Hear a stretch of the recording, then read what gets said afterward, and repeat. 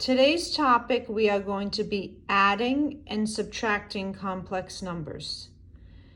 So remember, whenever we're dealing with complex numbers, that means it's going to have an I in it somewhere. Adding and subtracting complex numbers. I don't have a lot of notes today. We're only going to be working, well, I'm only going to be going over 2 problems, and then you're going to be trying some. So the directions will say simplify.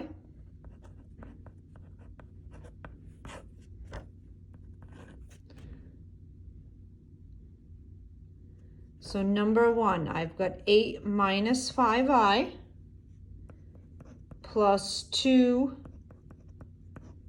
plus I. So before I do any problems, I look to see what's happening in between the parentheses. There's an addition sign. So that means I am combining like terms.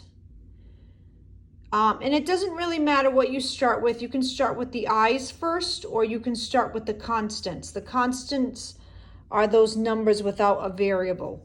So we'll start with the constants. I've got 8 plus 2, that's giving us 10. And then negative 5 plus 1. Remember, if there's no number in front of that variable, it's a 1. And these are complex numbers. I know that because they're i's. I'm not sure if you noticed previously, but the letter I is never used in algebra except for the complex number system. So that's why the only time we're going to see i's is when we're going to be working with complex numbers. But when you're adding them, it's the same thing as if it was an X or an A or an M or a K. It doesn't really matter what letter it is. They have to, in order to combine like terms, they have to have the same variable, which they do here. They're both i's. So negative 5 plus 1, that's giving us a negative 4. So 10 minus 4i. You could say 10 plus a negative 4i, but it's more simplified if you just have that minus. Okay, last problem. We've got 7i plus 4 minus 2 minus 3i.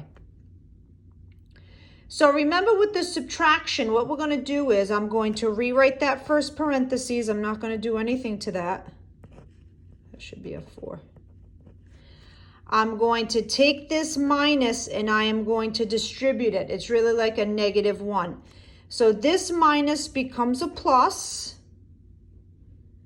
This positive 2 becomes a negative 2. This negative 3i becomes a positive 3i.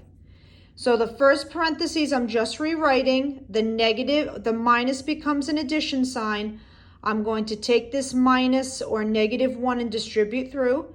Negative 1 times 2 is negative 2. Negative 1 times a negative 3i is a positive 3i. Now, this looks just like number 1. I'm going to combine like terms. And again, it doesn't matter what you do first. I'm going to put the variables first. Let's combine those like terms. So 7i plus 3i, that's giving us 10i. And then I've got 4 plus a negative 2. That's giving us a positive 2. And I know I'm done because I don't have any more like terms. I can only combine like terms.